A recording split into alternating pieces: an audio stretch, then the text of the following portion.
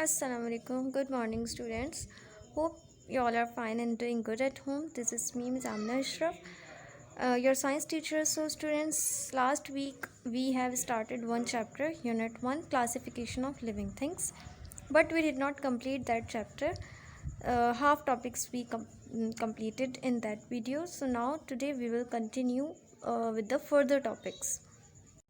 Okay, so we completed till this topic, mosses and liverworts. We were studying about the different plants and different animals, different types of living things.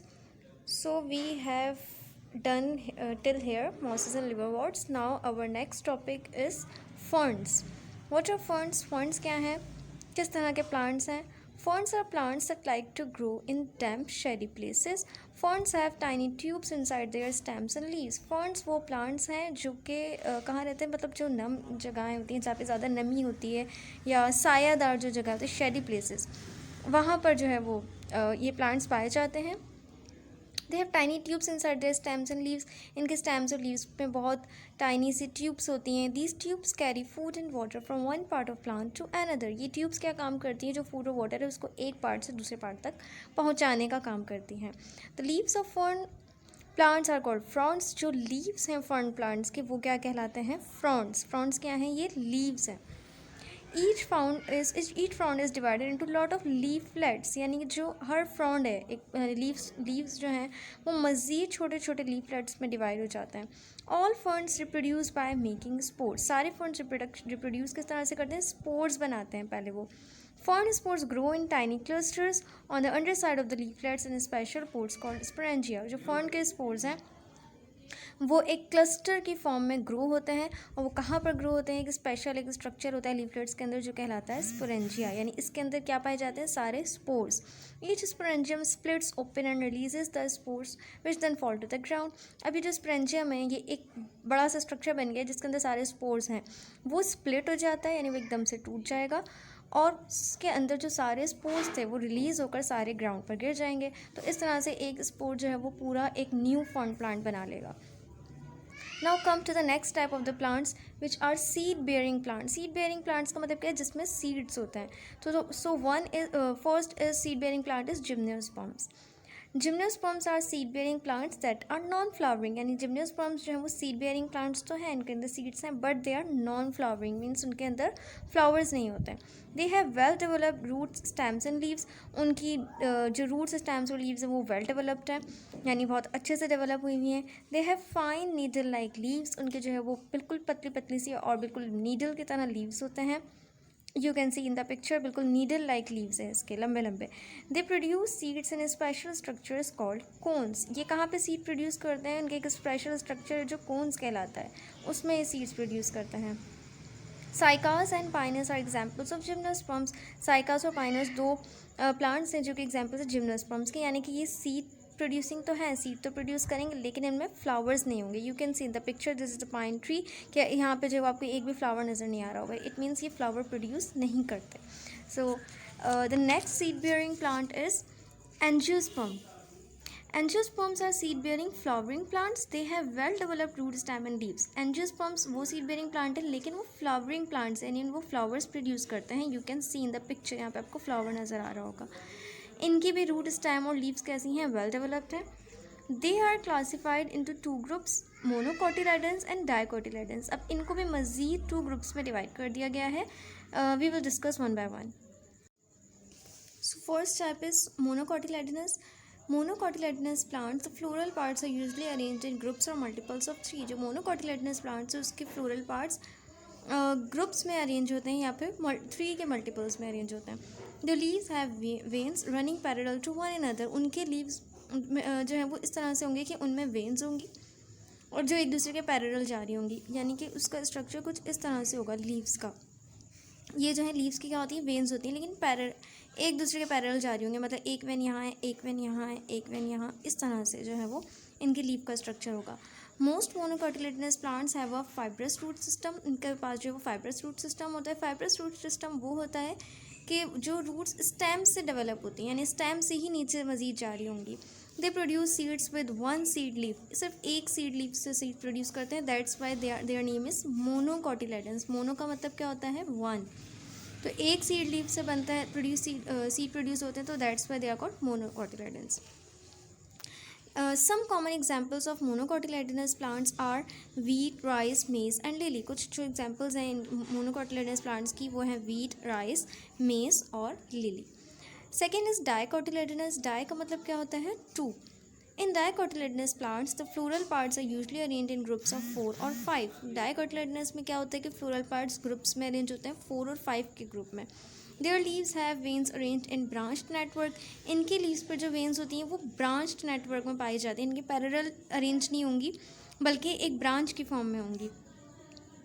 Most dicotyledonous plants have a tap root system. Tap root system उसको कहते हैं कि जो roots जो है वो नीचे की तरफ डेवलप होती हैं सॉइल की तरफ, तो उसको जो है वो टैप रूट सिस्टम कहते हैं. दे produce seeds with 2 seed leaves. ये जो सीड प्रोड्यूस करते हैं वो 2 सीड लीव से प्रोड्यूस करते हैं. That's why they are called dicotyledons. Some common example of dicotyledonous plants are hibiscus, peas, beans and castor oil plant. ये सारे प्लांट्स के नाम हैं जो डाइकोटिलेडनस के एग्जाम्पल्स हैं. Come to the next page. Now we are going to study about the animal kingdom. Till we were studying about the plants. हम plants के बारे में पढ़ रहे थे. अब हम पढ़ेंगे animal kingdom के बारे में. Animals can be classified into 2 main groups. Vertebrates are animals with backbone and invertebrates are animals without backbone. यानी हमने 2 ग्रुप्स में हम डिवाइड करते हैं एनिमल किंगडम को, एनिमल्स को, वर्टिब्रेट्स और इनवर्टिब्रेट्स. आप ये पहले भी पढ़ चुके होंगे प्रीवियस क्लासेस में. वर्टिब्रेट्स वो एनिमल्स होते हैं जिनकी बैकबोन्स होती हैं और इनवर्टिब्रेट वो एनिमल्स होते हैं जिनकी बैकबोन्स नहीं होती हैं.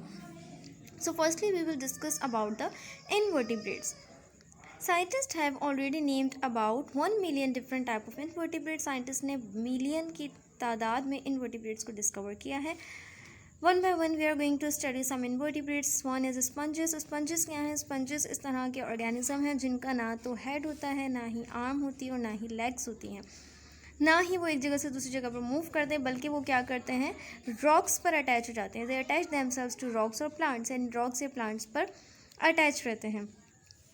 They take in water containing lots of tiny plants and animals through small pores called ostia. इनकी बॉडी पर कुछ स्ट्रक्चर होते हैं, छोटे छोटे से पोर्स कहलाते हैं, जो यानी कि सुराग होते हैं, छोटे छोटे से वो ऑस्टिया कहलाते हैं. उन ऑस्टिया के ज़रिए वाटर उनकी बॉडी के अंदर आता है क्योंकि ये स्पंजेस वाटर में रहते हैं.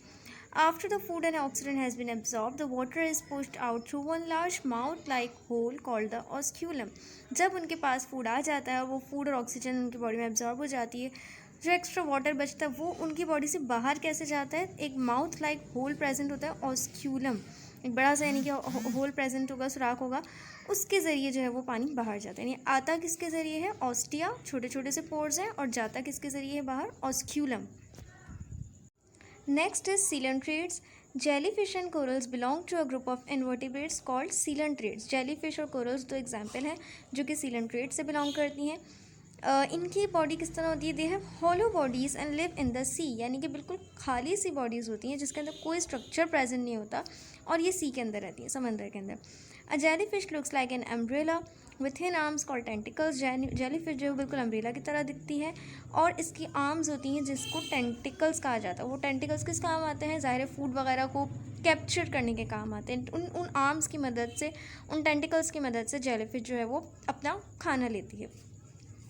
सेकेंड एग्जाम्पल किसकी थी? कोरल्स की. ये भी समंदर में रहते हैं. ये इनका भी क्या है, ये पूरी लाइफ टाइम जो है वो सिर्फ एक जगह पर अटैच रहते हैं, एक जगह से दूसरी जगह पर मूव नहीं करते. Corals that stretch over large areas are called reefs. वो कोरल्स जो अपने आप को मतलब बड़े एरिया पर खींच लेते हैं उनको रीफ्स कहा जाता है. ये कलरफुल हो सकते हैं, डिफरेंट कलर्स में पाए जाते हैं. Each reef is made up of million of individual corals animals called polyps. और जो बहुत सारे मिलियंस की तादाद में जब एक रीफ जो है वो मिलियन की तादाद में कंसिस्ट करता है, उसको कहा जाता है polyps. Now come to the next thing. Next animal is worms. Worms क्या होते हैं? यानी जो रेंगने वाले जो कीड़े मकोड़े होते हैं, यानी रेंगने वाले जो एनिमल्स होते हैं, जैसे इसमें अर्थ वर्म की एग्जाम्पल आ गई है. All worms have soft thin bodies with no legs. सारे वर्म्स जो है उनकी सॉफ्ट बॉडीज़ होती हैं, थिन बॉडीज़ होती हैं, इनकी लेग्स नहीं होती हैं. Some worms live in water, some live on land and other lives inside animals और प्लांट्स और ह्यूमंस. कुछ वाटर पे पाई जाती हैं, कुछ लैंड पे पाए जाते हैं, और कुछ वर्म्स एनिमल, प्लांट्स और ह्यूमंस की बॉडी में होते हैं.